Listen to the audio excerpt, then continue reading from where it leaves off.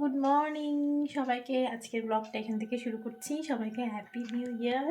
মামা happy new year বলো। Happy new year. আমরা দেখো রেডি হয়েছি, আমরা রেডি হয়ে যাব এখন রেস্টুরেন্টে। আজকে তোমাদেরকে সকাল থেকে ব্লগে ওই রান্নাবান্না এসব দেখালাম না, রান্নাবান্না অল্প স্বল্প পুচকির খাবারটা করেছি। তো এখন যাবো রেস্টুরেন্টে সবাই মিলে, মানে আমাদের বাড়ির যে 4 জন আর আমার ননদের বাড়ির কয়েকজন মিলে রেস্টুরেন্টে যাবো খাওয়া দাওয়া করতে। হ্যাঁ তো চলো পরে দেখা হচ্ছে, ভাই।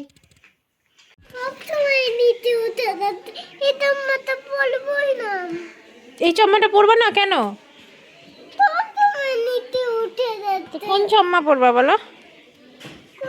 আর তো কোনো চম্মা পরা যাবে না, এখন তো এটাই পরতে হবে। পরে নাও। দেখো তো আমরা বেরিয়ে গেছিলাম, টোটো করে যাচ্ছিলাম পুটির বৈঠকখানার উদ্দেশ্যে। আমরা পৌঁছে গেছি জলকল বিল্ডিংয়ের যে সিঁড়িটা, সিঁড়ি দিয়ে উঠেই তারপরে পুটির বৈঠকখানা। এই যে পুটির বৈঠকখানা। তো